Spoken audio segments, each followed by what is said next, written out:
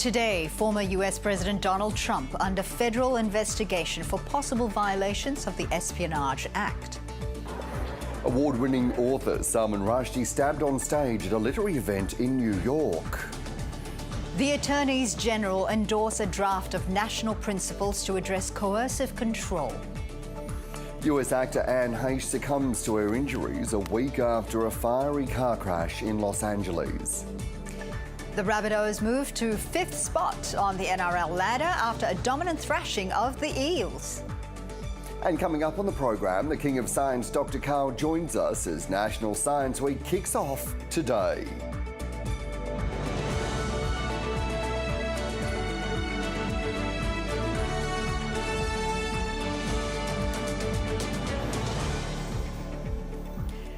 Good morning. It is Saturday, the 13th of August. I'm Fauzia Ibrahim. And I'm Dan Borscher. You're watching Weekend Breakfast, coming to you from the land of the Gadigal people of the Eora Nation. An unsealed search warrant has revealed the FBI seized classified documents from Donald Trump's Florida home this week, including some marked top secret. The former president is being investigated for possible violations of the Espionage Act. North America correspondent Jade McMillan joins us from Washington. Jade, what more do we know about these documents? Well, a federal judge has unsealed 2 documents. This comes after the US Department of Justice requested that they be released, and also after Donald Trump chose not to oppose that. One of these documents is what is known as a property receipt. It is essentially a list of all of the items that the FBI seized from Donald Trump's Mar-a-Lago estate earlier this week. The descriptions are quite vague. There is not a lot of detail here. Some of the items listed, for example, are described simply as binder of photos or handwritten note. But importantly, there are a number of documents labelled as top secret. One item on the list says various classified /TS/SCI documents. That refers to top secret and also sensitive compartmented information. That is a category that is used to protect the United States' most important secrets. Government information shows that that is only usually granted to people with a top secret clearance and only on a need-to-know basis. We don't know at this stage what these documents relate to. As I said, the descriptions on this sheet are very vague, but the search warrant itself, the second document that has been released by a federal judge today, shows that the investigation deals with possible violations of 3 federal laws. One is related to the gathering, transmitting or losing of defence information. That comes under the Espionage Act. The other 2 involve concealment, removal or destruction of records. So an incredibly serious situation that Donald Trump is potentially facing here. So Jade, what's been the reaction so far? Well, we haven't heard from the former president since these documents were made public, but he had been posting to his own social media platform earlier in the day, again insisting that all of the material that was taken from Mar-a-Lago had been declassified. A spokesman for Donald Trump has sought to reinforce that, telling US media outlets this afternoon that this search of the Florida property was unprecedented and unnecessary. Now, presidents do generally have the power to declassify information, to declassify documents, but that authority lapses when they leave office. And in any case, most people here are suggesting that those powers would be limited when it comes to the most important, the most sensitive of national security information. So we wait and see now where this investigation goes from here. We are not expecting to hear again publicly from the Department of Justice. The Attorney General, Merrick Garland, addressed the media yesterday and revealed that it was seeking to have these documents released, but he made it pretty clear that he wouldn't be taking any questions or providing a running commentary, instead really looking to let these documents speak for themselves. Jade McMillan reporting from Washington, DC. We're going to turn to other news now. An award-winning author, Salman Rushdie, has been treated in hospital after being stabbed in the neck. A man stormed the stage at a literary event in New York and stabbed the 75-year-old in the neck. Mr. Rushdie was forced into hiding for nearly a decade after the publication of his 1988 book, The Satanic Verses, sparked outrage and death threats. The state governor has condemned the attack. It's right here, it hits all of us. But we are undeterred then. We are undeterred in our commitment to make sure that we call it out, we condemn what happened, we condemn all violence, and we want people to feel that freedom to speak and to write truth. US actor Anne Heche has died after her life support was turned off. The 53-year-old had been in a coma after a fiery car crash in Los Angeles last week.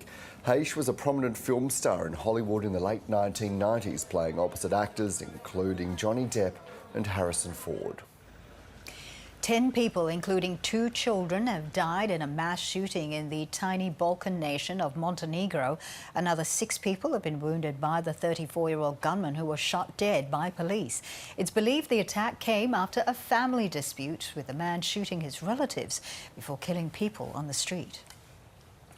French authorities say a large fire burning in the southwest has been largely contained. More than 1,000 French firefighters, joined by crews from across Europe, have now contained the fire in the Gironde district. Conditions remain unpredictable due to high temperatures. The meeting of Attorneys General has endorsed a draft of principles to address coercive control. It is the first step towards a nationally consistent approach into criminalising the behaviours.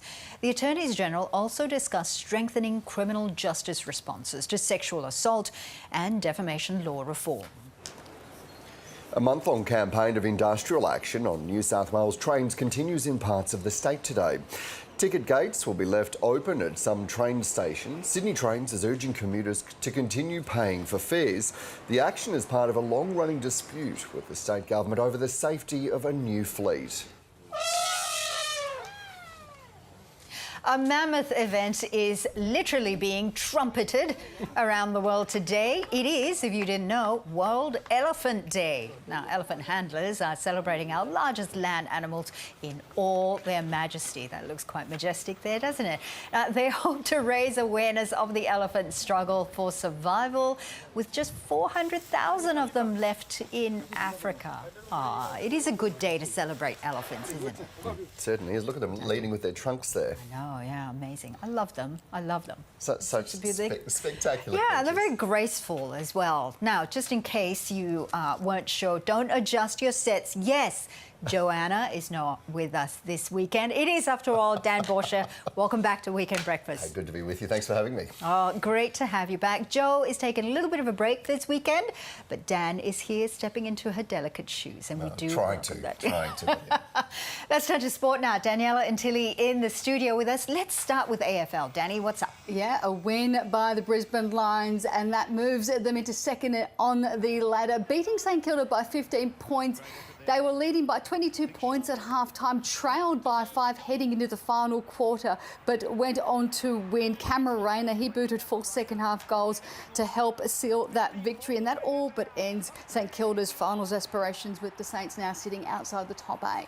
And Danny, the Bunnies have sounded a warning in the NRL. Yeah, a huge win for the Rabbitohs, thrashing Parramatta 26 points to nil at Parramatta Stadium. Alex Johnston and Cody Walker both scored doubles, and for Johnston, he bagged his 24th and 25th try of 2022, so he's now 8th on the all-time premiership try-scoring list. Really remarkable, and the Bunnies have won 6 of their last 7 matches since Latrell Mitchell's return, leapfrogging the Eels into 5th spot on the ladder. What about the tennis? What's happening there? What's the latest? Unfortunately, Nick Kyrgios's winning run has come to an end. He went down in 3 sets to Herbert Hurkacz in the quarterfinal of the Canadian Open, but it has been such a great run for Kyrgios. He'd won 15 of his past 16 matches heading into this. Oh, okay. He's had incredible form there. He has, hasn't he? Thanks so much, Danny. Thank you, Dan.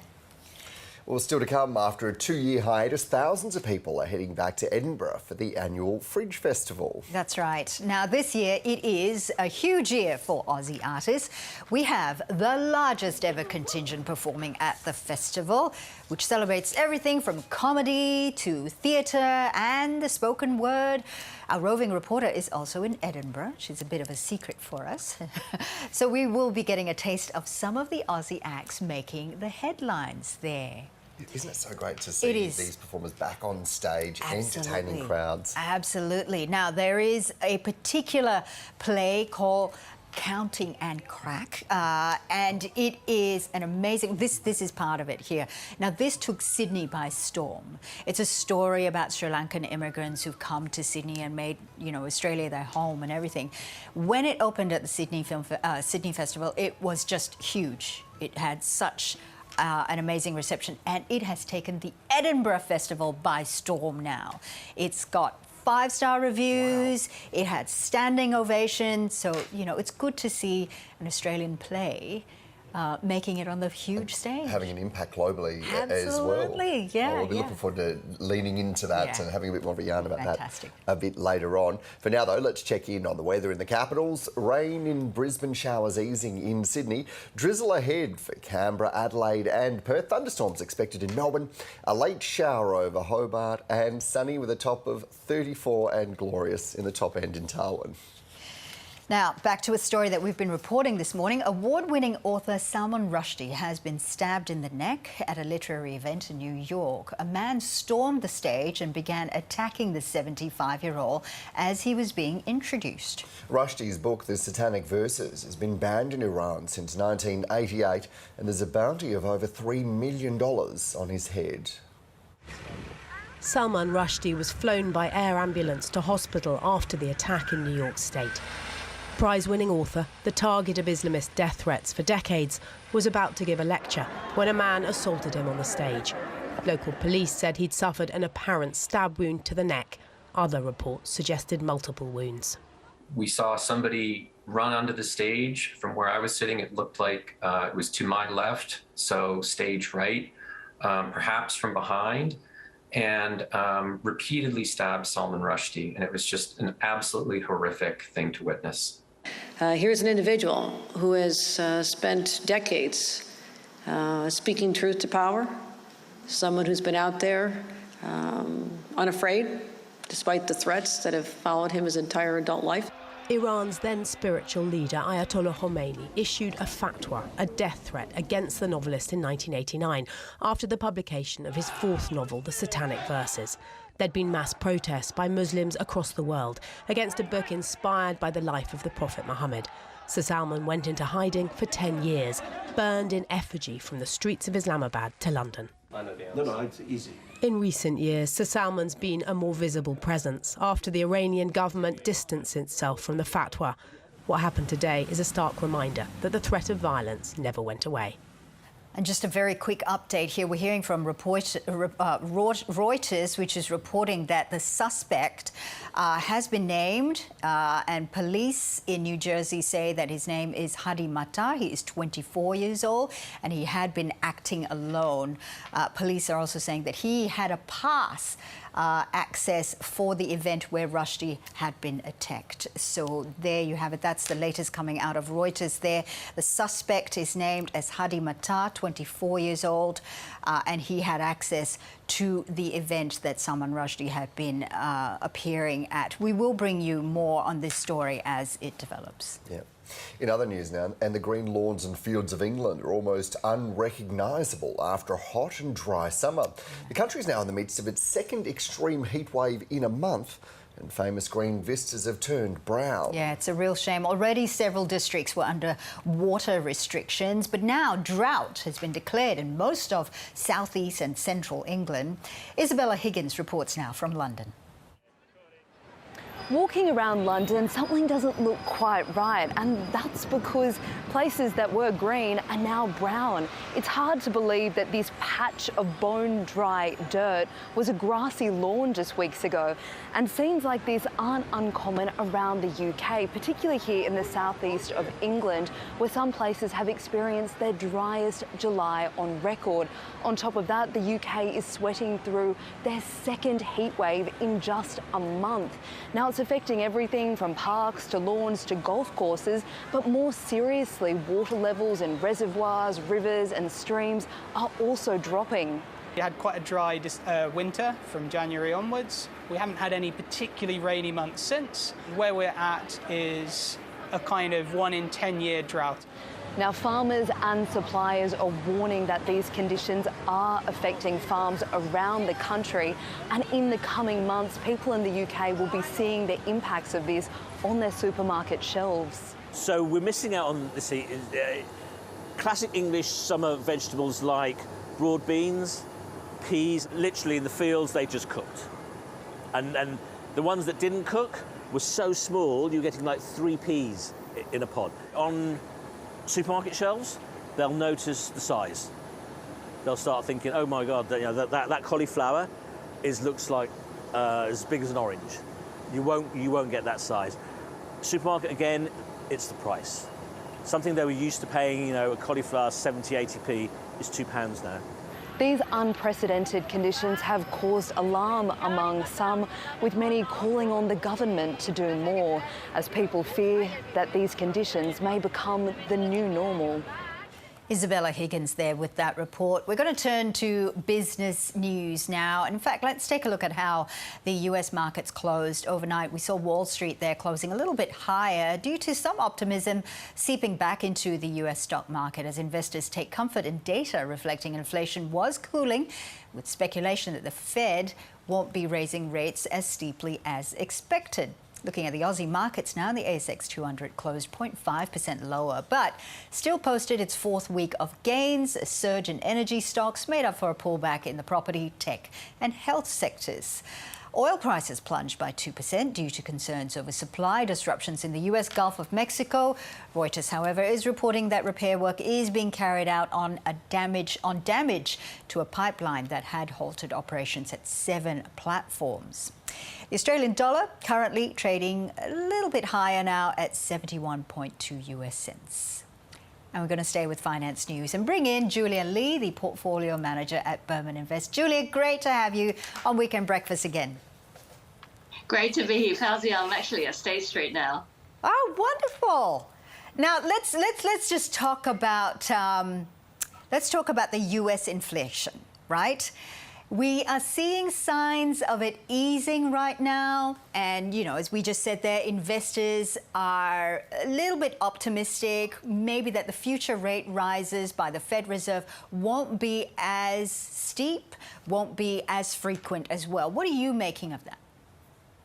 I mean, these numbers are so important. We saw US inflation surging to a 4-decade high. And of course, that was on the back of higher fuel prices, as well as supply chain issues, higher commodity prices, and a very strong consumer as well. Now, we did see the inflation falling from 9.1% down to 8.5% in July. So that was great news. And driven by fuel prices, we did still see things like food prices rising. The reason that this is so important is because that the markets priced out the possibility of a 0.75% rise when the Federal Reserve meets in September. That was great news for the markets. We saw the US stock market surging. And in fact, the Aussie share market this week had its 4th consecutive week of gains. Yeah, well, let's look at the Australian picture now. We're seeing the RBA rates, going up. We're seeing that the banks have passed on those rates to mortgages as well, but not so much on the savings. Why not? I guess if we have a look at traditionally what the banks are going through at the moment, we're in a rising interest rate environment, which means that in terms of its margins, it should be a better environment. But actually, mortgages are very competitive at the moment, so it's a competitive environment for the banks. And not only that, we know that the housing market is slowing as well. So we got an insight into the bank's profitability as well as the outlook. And unfortunately, when you look at the banks, it's basically a geared investment into the Australian economy. And we know that things are slowing down, just like a lot of other regions in the world. Well, let's look at the reporting season. Does that look like it's slowing down at all? How are the Aussie companies doing? The good news is that things still look relatively strong, but of course the key for investors, Fauzia, is what the next 12 months looks like. So if we have a look at this reporting season, dividends have been pretty good, but unfortunately the outlooks have been relatively soft. We have a look at how the market performed this week. We've seen the Aussie share market up by 0.4%. The real big winners this week have been commodities. We've seen energy, the sector there, up by 6.5%, but that's on the back of higher oil prices, which gained 6% this week. Materials also doing well with a gain of 4%, and we've seen telecom up by 2.5%. On the flip side, the tech sector is down by 1% despite the strong performance coming through from the US, and that's really because of earnings. I think one bright spot, Fauzia, in terms of reporting season this week has been the Australian farmers. The rain has been great news for wheat farmers and crops here in Australia. So unlike other places in the world, big farming areas like the US as well as Brazil, Australian farmers look like they're going to have their third consecutive year of bumper crops. That's really good news for Australian farmers, I suppose. Julie, let's look to next week. What have you got your eye on there? What key events are you looking out for?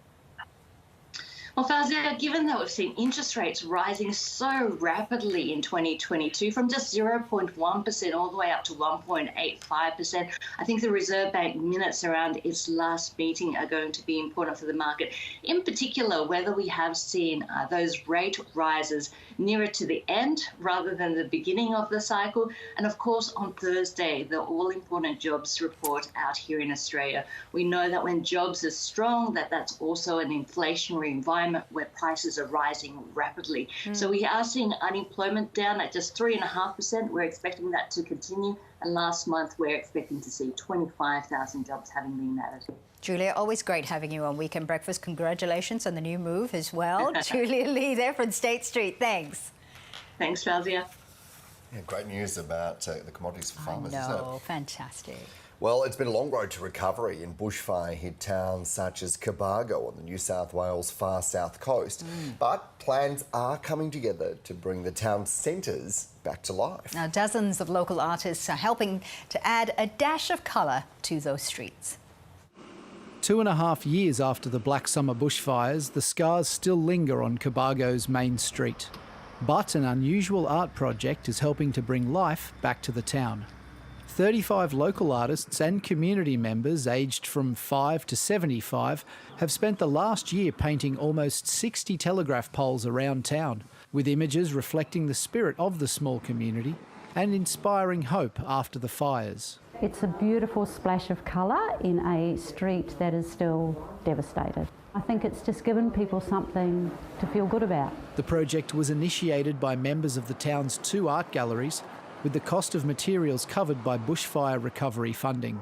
A lot of artists lost studios and work after the fire, so this project's been really good for helping them come back to their practice again. Ruth Hagar is one of hundreds of people on the south coast who lost their home in the fires, and like many, she's still grappling with the process of rebuilding. Lots of people have been left caught out with half builds, builders. Some of the building companies around here that went broke and left people without their insurance money. We're all in different states of disarray. She says getting involved in the project has been a welcome relief from the daunting task of rebuilding. It's just such an uplifting thing to do, and it's such a fun thing to do, to paint and contribute back to the beautifying of your town. Artists bringing some much needed colour back to the streets. Alex Hargraves, ABC News, Cobargo. Time now, let's talk sport with Danny and Tilly. Danny, a big announcement in Indigenous football this week. Yeah, it's a great one as well, Dan. John Moriarty Football has announced the strongest council in Indigenous football. Among them is former AFL star Adam Goodes. Co-founder and honorary managing director of the Moriarty Foundation, Ros Moriarty, joins me. Good morning to you, Ros. Good morning, Danny. Ros, this new council is Indigenous-led and gender equal. It is. It's very important to John Moriarty football that we are both those things. And we're just, I guess, a little bit humbled, a little bit emotional about the calibre of the people who have agreed to do some really heavy lifting around Indigenous football for us. Craig Foster, Adam Goods, luminary Australians. We probably describe many of them as outstanding, preeminent. It's an incredible council. What are the objectives of this new council? It's a strategy body to really help us in our next decade. So John Moriarty football, named for John Moriarty, who of course is central to this council, will be, our next 10 years is really about thinking about national and international pathways for the 2,000 plus children we train, equally girls and boys, every week in 3 states. So the council is really, has people who can really help us get to the next stage on every level. And you've just touched on the children you train, but John Moriarty football, it's Australia's most successful and longest running Indigenous football initiative. What are some of the other achievements? So we're a holistic program that is considering not just football, but really football's potential for good. So on this council, Professor Gail Harvey from University of Queensland is a preeminent health researcher. We have a number of young either Matildas or professional players in Alira Toby and Jada Wyman and Gemma Simon. We have Travis Dodd, who has a luminary career, captained Adelaide United, was the first Indigenous goal scorer for the Socceroos. We have Tracy Holmes, globally awarded journalist. The calibre, we have local coaches, so our coaches, Tiff Stanley and Patrick Coleman, who are doing the hard yards every day out in the bush. This council will really give them the help that they need too. And Australia is co-hosting the 2023 Women's World Cup. How is this tournament being used to work towards increasing representation of Indigenous footballers? This event has to be critical in elevating Indigenous football. You mentioned Adam Goods. We know that AFL has done so much better than football in bringing this kind of talent through. So Women's World Cup is a big opportunity for our council to relate into that event and to use that event. We've recently announced a global partnership with Adidas. Adidas is the FIFA partner. We have a relationship with UNICEF Australia. So, many roads are leading to Women's World Cup in 2023. And the Indigenous Football Australia Council within JMF really wants to make its mark on the global stage. And we have Danny Townsend, who heads up the leagues. We have the co-chairs, the co-CEOs of PFA, Kate Gill and Bo Bush. We have people who really have those national, international reach and connections, who are giving their time and giving their passion and commitment. Probably integrity is the one that would stand out to me on what underlies every person on this council, some of whom I probably haven't named, but we are just grateful. Those names are incredible. Ros Moriarty, thank you so much for speaking on Weekend Breakfast, and amazing work from the Moriarty Foundation as always. Thanks very much, Danny.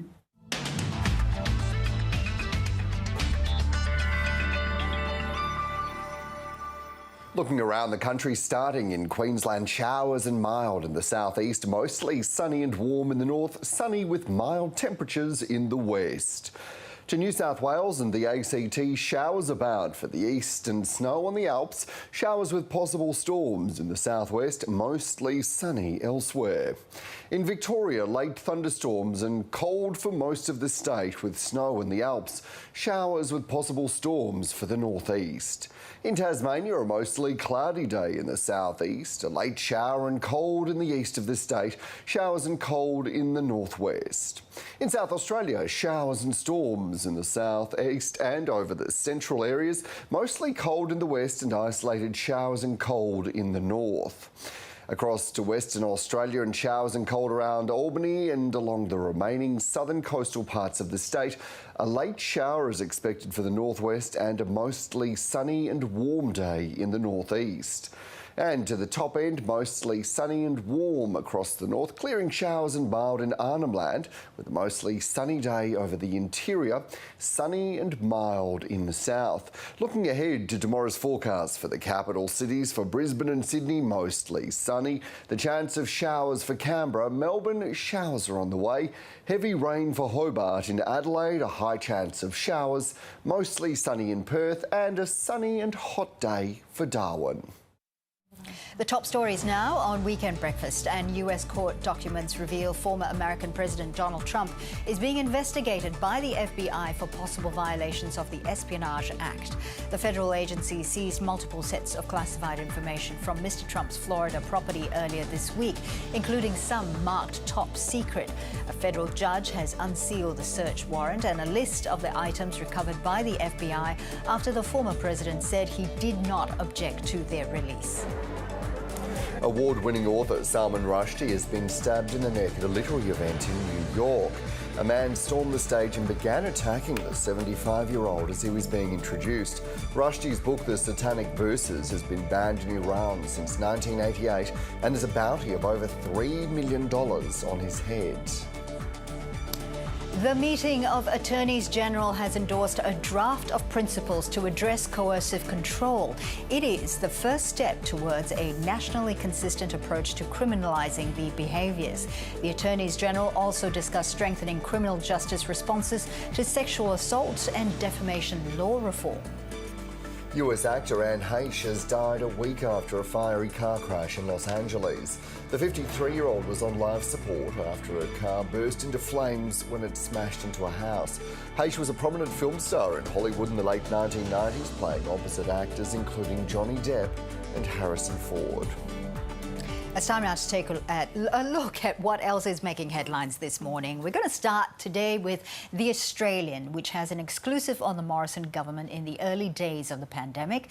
It's been revealed then Prime Minister Scott Morrison hatched a secret plan with the Attorney General Christian Porter to shake up the cabinet. Now, Morrison wanted to swear himself in as Health Minister and Finance Minister in case either Greg Hunt or Matthias Cormann caught COVID and became incapacitated. Nine Papers has a story on the fast food chain McDonald's allegedly denying thousands of workers paid breaks. The union argues they weren't informed of their entitlements to an uninterrupted 10-minute break when working 4 hours or more. If successful, the wage theft claim of up to $250 million would be one of the biggest in Australian history. The Guardian is covering the ongoing struggle for Australians trying to find a bulk billing GP as more doctors start to charge for appointments. They've spoken to a general practitioner who says the rising cost of living and freezes on Medicare indexation have created a perfect storm. Mr. Tim Senior says without accessible primary care, the load might fall on hospitals and specialists later down the line. Overseas in The Atlantic has a feature article on the private citizens stepping up in Ukraine where the government cannot. They've spoken to a woman who set up the Ukrainian Volunteer Service, which matches people in need with support across the country. It's just one of many organisations that have shifted from their original focus to help in the war effort. A new scientist has dug into new research that shows Earth could theoretically host 2 more moons, the size of our current one. Academics at the University of Texas were curious as to why other planets in our solar system have far more moons. Mars has 2, Uranus has 27, and Jupiter has at least 79. Now, they used a simulation to determine that the Earth could actually host more than 3 moons if they varied in size. Well, there you go. More moons, the better, I guess. I don't know. Didn't see that coming this morning. No. Well, Australian journalist Chung Lee has spent nearly 2 years in detention in China, accused of breaching the country's national security laws. When asked about her case at the National Press Club this week, China's ambassador to Australia, Xiao Xing, said Beijing's judicial process needed to be respected. Now, Yang Hengjun is another Australian Chinese writer who's also been detained for over 3 years now, with no signs of being released as yet. Well, joining us now in the studio is Yacho Wang, a researcher from Human Rights Watch. Welcome to the show. Thank you so much for coming in. Thank you so much for having me. OK, so let's talk about these charges against both of them. Are they valid? Well, we don't know because the charges are state security related, it's espionage, so the government hasn't released any information about the cases. And both families are very puzzled because, we're not involved in this stuff at all. So what we know right now is that both men are Chinese Australians, and they are caught up in the political contest of a worsening Chinese-Australian relationship. What do we know about the access from our diplomatic officials in China to these Australians that are being held there? I mean, there have been access to, there has been like video calls because of COVID contest, but it has not been consistent. Families are very worried because it's never, you don't know whether we will get this video call with Cheng Lei or Yang Hengjun. So families have been complaining about that too. Have their families been, as you said, their families haven't actually had any access to them. What about legal access? Are they able to see their lawyers? Are they able to consult anyone at all? They do have lawyers, but to what extent, they can choose the lawyer they wanted to represent, it's hard to say, because in the Chinese legal system, oftentimes the government assign the lawyers to you. Those lawyers might not actually represent your interests. We're seeing vision now of Cheng Lei, a prominent journalist there in China. What sort of message has this sent around press freedom and around journalists being able to do their jobs in China? It says, if you criticize the government or, if you're just caught up in the geopolitical contest, if you just been at the wrong place at the wrong time, you could be punished for doing your job or for being the person who you are. So it really says there's no press freedom, there's no rule of law in the country. Do you see it as Cheng Lei being caught up in the geopolitical tensions between Australia and China that we're seeing at the moment? I think so because, family is very puzzled. She's a business journalist. Yeah. She's not, covering politics. She has no background in espionage or state security related. So people feel, why is she being detained? She's Australian Chinese, right? So, Yang Cho, you were born in China? Yes. You grew up there, and you know the country inside out. You're a researcher into China. Talk to us, or try to explain to us, the sort of mindset that the Chinese government may have now when it comes to trying to impose their influence on the global stage. What are they thinking? Well, I think there are two aspects. One is political ideology. China really wants to show the world our governance model is better. Your Western liberal democracy is not working. Look at the US. Drugs, gun violence, chaos. Look at our model. We have economic development. We have control. We have order. The other is really, I think, it's racial. China has been bullied by the Western power, by the white power, in the 20th century. Now we have, stand up. We have developed to such extent that we want to show, we're better. We no longer, listen to what you tell us to do. There's a whole view, isn't there, about the 100-year marathon of China regaining what it views as its rightful place in global affairs. We've seen a big focus just in the last couple of weeks, of course, on Taiwan with relation to Nancy Pelosi, the US Speaker. There's also another conversation that's happening around soft power and some, so this is linked to the Belt and Road Initiative, but also around ports, around stadiums across our region. Where do you see all of that kind of fitting into this bigger geopolitical conversation? I think, it's definitely a very important part of China try to show to the world that, our governance model work. Look at, we focus on economic development. Look at what we have achieved. You talk about freedom of speech, you talk about the freedom to protest. Look at what that has resulted, chaos, disinformation. So really, I think China tried to demonstrate through the Belt Road initiatives, like how our system works. Yours are not working, we wanted to be superpower, going forward. And I suppose this is the way that China does impose its influence, I suppose, on a global stage. As you said, you're talking about ports here. We're talking about going into developing nations. We're talking about nations in Africa. We're talking about the Pacific as well, giving them money, helping them with infrastructure as well. And that's how they're able to spread their influence as well. Do you blame these nations, though, these developing nations, which have for a long time been ignored by more powerful Western allies? countries? Well, I think, the U.S. is saying to those countries, don't align with China, align with us. But what have you provided to those nations in terms of investment, in terms of, assistance to their projects? Really, the U.S. and Australian government should, amp up the game and do better in terms of helping these nations develop their economy, to help their civil society. Yang Cho, so now many countries, and I'm talking about countries mainly in Asia, Australia, one of them also, the Pacific nations also in this particular conversation, are caught up in the middle. You've got your traditional US ally, you've got China, this growing power as well. Is there a middle ground? Do you think that Western democracies and, as you say, the Chinese model, can they meet? Is there a middle ground at all? Or does one have to win out over the other? I think we should, place human rights in the center of any kind of relationship, geopolitical contest. I mean, for Australian government, you should do more to help those nations, and not just economic development, but also, help them to grow their civil society, help the people, help their, human rights, help the journalists to report independently. So, I think those countries welcome that kind of help. It's, Yang Cho Wang from Human Rights Watch, it's great having you in the studio. Thank you so much for being with us today. Thank you for having me. Now, NASA researchers on a mission to detect extraterrestrial life are honing their skills in Western Australia. The team has travelled to Lake Ward near Esperance, hoping the pink lake can provide clues about signs of life on other planets.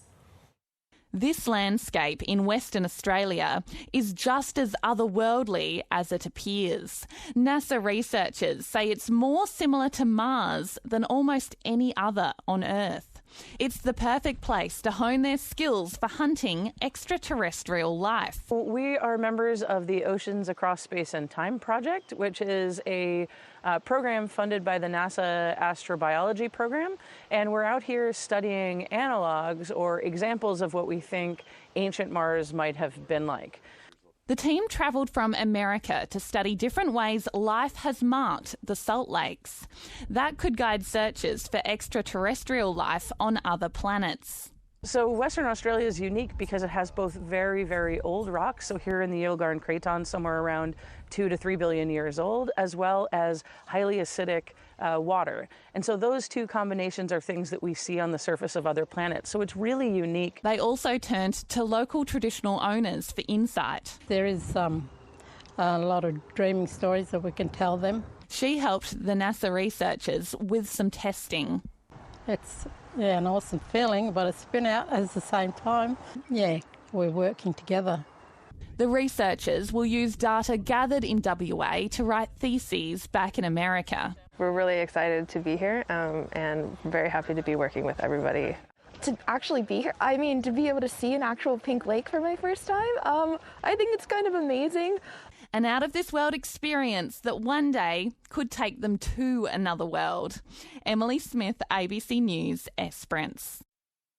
Now, it's National Science Week and we are thrilled to be joined by 2002 IG Nobel Award winner for his exploration of belly button lint and the 2012 National Living Treasure recipient. He just happens to be Australia's favourite scientist as well. Why? Because he goes above and beyond to answer your science-related questions. Now, Dr. Carl, welcome to Weekend Breakfast. Dr. Fauzier, Dr. Dan. Honoured indeed. Honoured, very honoured. Wow, National Living Treasure and IG Nobel laureate. Wow. Well, I am a world expert on belly button fluff and why it's almost always blue. And Harvard University showed me so much respect that they flew me all the way to Harvard and provided accommodation entirely at my own expense. They would not insult me by offering me money. That's how highly regarded that award is. And the award was a set of wind-up red chattering teeth on a little stick, on a little tile written there in non-indelible ink. I have to touch it up every couple of years. They really splashed out. Oh, but it's a lot of fun. Dr. Carl, you have, a lot of Australians are very familiar with the fact that you will just go, as I said, above and beyond to answer any science-related questions. What's the most common question you always get asked? From the school kids, why is the sky blue? And to explain that, you've got to have atoms. And the weird thing is that in Australia, in schools, you do not have to know that atoms exist until year 9. And yet you can learn about them in kindergarten. So we need a bit of a shift there. Yeah, we certainly do. So that's maybe the most common. What are the strangest questions you get asked? How come, said a tradie, it's a really hot day and I'm sanding away a chippy, and I'm sanding away really fine timber, about 2,000 grade timber, and how come when I breathe out I can suddenly see water droplets in the air in front of me, but it's a really hot day? And from there we go into atoms and nucleation centres and rain and fog. You know, I know a lot more. You make science fascinating. Now, listen, I remember growing up in school, and to be honest, I was falling asleep during science classes because it was really boring. It was all very textbook, right? But you make science really, really interesting, and you're incorporating that on a stand-up comedy show for National Science Week. What are you going to be talking about? Well, this is one of the big ones. Science, there's been a big cover-up on this one. Why do farts smell worse in the shower? I said that naughty word. No. It's not just terrorists. I never thought about that, do but it. now I'm thinking about it. Yeah. And also, what happens to them when you try to hold them in? Oh, well, you implode. Well, you'll find out. And also, on the same day that the first gravitational wave came rippling through the Earth that we detected, on that same day, the Prime Minister got booted out of Parliament. A coincidence? I don't think so. Like there's 7 days in a week and 7 colours in the rainbow. It's not a coincidence. There's something going on. No, there certainly is. Is this the great cover-up? Well, it's one of the many cover-ups. If you come across the word sheeple, combination of sheep and people. If you believe that those things coming out of jet planes flying overhead are just cotton trails from burning kerosene, you are a sheeple, because actually they're part of a secret gas that is due to the chemical that's injected into the fuel to make all of us subservient and believe whatever the government tells us. I remember reading that conspiracy theory. Only one. And then there's the flat Earth conspiracy theory. I'm still getting that one a lot. I've been accused of being in the payment of Big Globe. Have you really? People sell globes. Well, the obvious question is, are you? For the sheeple, the answer is yes and no. It's confusing. So, right. It's exactly what you want us to. So we're talking. So it's a 1-hour show going from the Comedy Store in Sydney. Unfortunately, only in Sydney, but doing it next year around Australia, and just talking about making you laugh and learn at the same time. Like there's a link between coffee and chocolate, and it turns out that it is good for you to have chocolate whenever you have coffee. Oh, well, thank you very much. Well, Science thank you has for proven verifying that. my diet. Why is that? Because the good chemical in coffee, caffeine, increases your blood pressure. It closes down the blood vessels, whereas the chocolate opens up your blood vessels. So they balance each other out. They balance each other, and they taste delicious, which is even more important. Okay, of course. Well, and there's another example of how our society has been sold over to big conspiracy theories, because they do not have chocolate at the top of the food pyramid. I know. And it's a shame. I know. It's a shame. Big cover-up. Big throwing pins at the TV right now. So we'll be breaking all of these myths at the show at the Comedy Store. Do you know, we covered the undersea volcano eruption in Tonga. That was amazing. It was amazing, and the impact, we're still feeling it now. We're still seeing it with sunsets. I was fascinated about the link between the sunsets and that volcano. Yeah, because it's through so much stuff. Now here you can see the volcano taking off and see that pressure wave going around the Earth. It takes 18 hours and then lands on the other side of the world in top left-hand corner of Africa, then bounces around and comes back. And it went around the world at about 1,000 kilometres an hour, this pressure wave, for about a week. And the size of the pressure wave was microscopic. It was only 1 part in 1,000 of air pressure. The air pressure changed by a tiny, tiny, tiny amount, 1 part in 1,000, even though you could see it rippling across the world.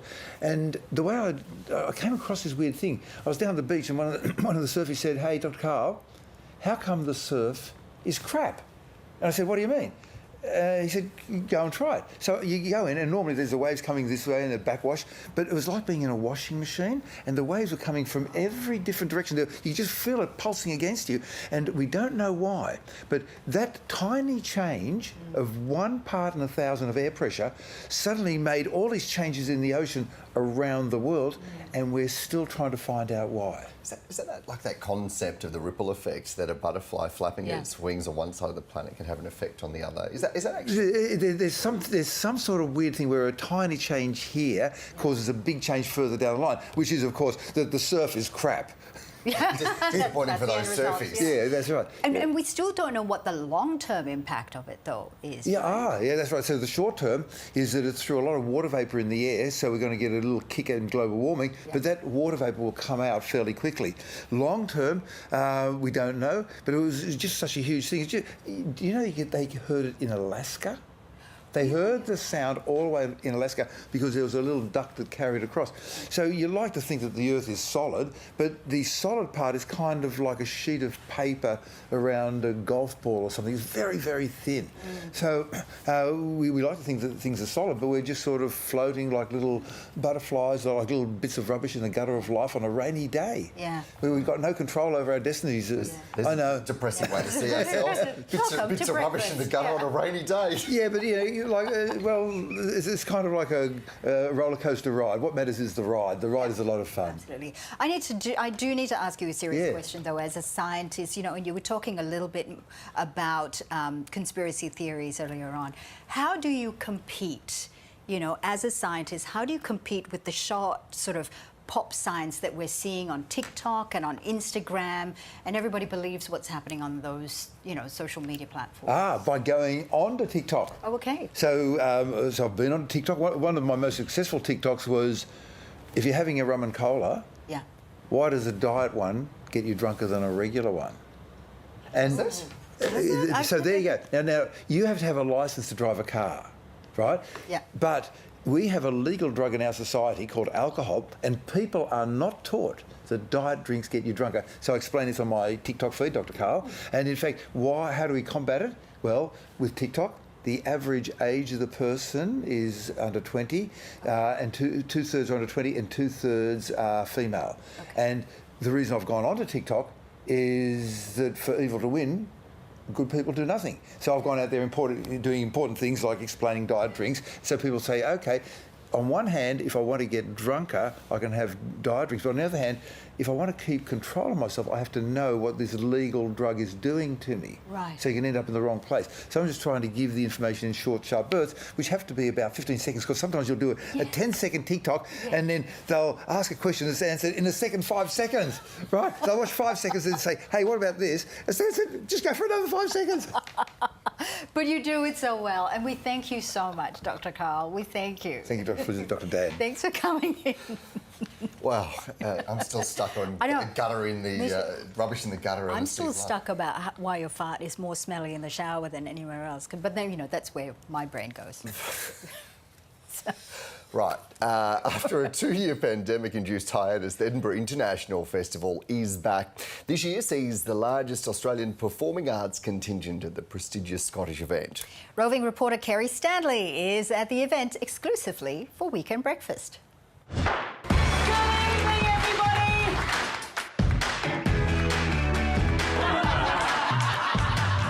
Have your attention. Let's play normal. Edinburgh Fringe Festival is back in all its glory, celebrating 75 years with over 3,000 shows from performers from over 58 countries. Entertaining us in the genres ballet, dance, cabaret, drama, circus, you name it, they have it. And it's so exciting that we have so many Australians that are amongst it. Take my pride, my love is your right.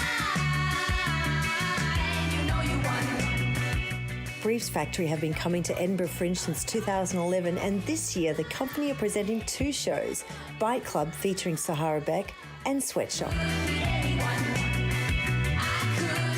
exciting to be here in Edinburgh and to see you beautiful people. What a stunning new show you've done. I think I've seen most of the things you've done. You've definitely seen all of them. Tell us about this new production you've done. Well, Briefs Factory doing a brand new collaboration with the gorgeous Sahara Beck.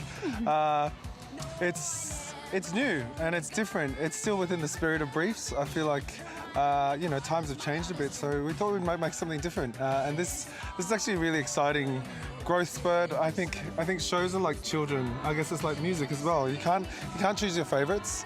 They're just all different, and I think there's something special in all the types of shows that we make. But this one in particular, Bite Club, is a very special one. I feel like we've made some magic on stage together. Yeah, it's been so easy working together, and like it just happened so naturally. It was like magic.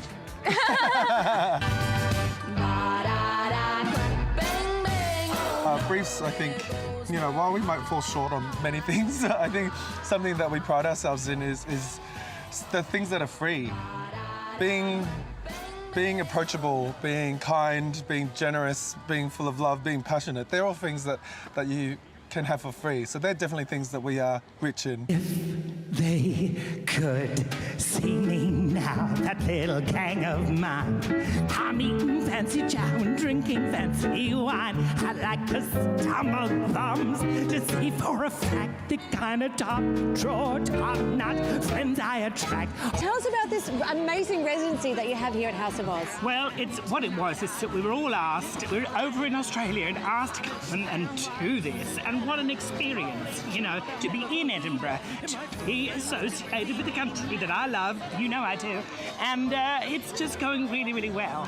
And really well. This is the first time that they've done this collaboration with the British Council? 1 year only. It's a one-off, it's never happening again, and it's to celebrate. Sounds awful, doesn't it? It's been a disaster. No, it's been amazing. And what shows are you doing here, darling? Well, you know me, I like to go right across the board.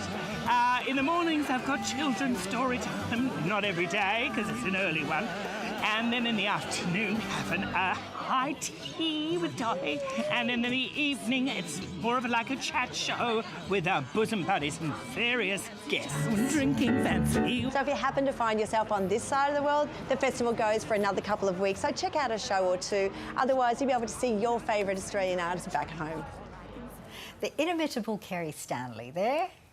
Exclusively for Weekend Breakfast too at the Edinburgh International Film Festival. What a B-ride. Oh, absolutely. It looks fantastic, doesn't it? Yes, it does. We're going to turn to sport now with Daniela Intilli. And Danny, the Wallabies injury curse continues. Yeah, Faz, another star has been struck. There has been a late change to the Wallabies squad with 20-year-old Billy Pollard named to make a potential test debut from the bench after Falau Fanga'a was ruled out of the second match against Argentina. The hooker took a blow to the head in training and failed a concussion test, becoming the latest player to enter the growing casualty list. The Wallabies had already lost hooker Dave Porecki. They're also without regular captain Michael Hooper, fly half Quade Cooper, Hunter Paisami and Alan Alatoa due to a mixture of injury and personal reasons. Australia is aiming for back-to-back wins against Argentina early tomorrow morning. The South Sydney Rabbitohs have thrashed the Parramatta Eels by 25 points to nil at Western Sydney Stadium. Alex Johnston and Cody Walker both scored doubles, while Isaac Thompson crossed the line in the 5 tries to nil thumping. Johnston also bagged his 24th and 25th try of 2022 and now sits 8th on the all-time premiership try-scoring list. The Rabbitohs have now won 6 of their last 7 matches since Latrell Mitchell's return and leapfrogged the Eels into 5th spot with 3 rounds to play. The Brisbane Lions have moved back into second place on the AFL ladder after a 15-point victory over St Kilda at Docklands. The 2017 #1 pick Cameron Rayner booted 4 second-half goals for the Lions. Hugh McGluggage finished with 23 disposals and a major to boost Brisbane's top 4 hopes. And Sam Kerr has been nominated for the Ballon d'Or again. Fantastic. Great Yet news. again, geese. Thanks, Danny. Thanks.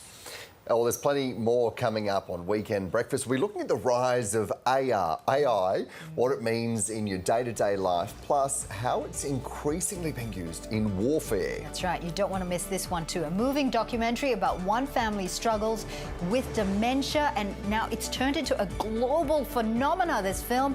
All of that and so much more coming up here on Weekend Breakfast.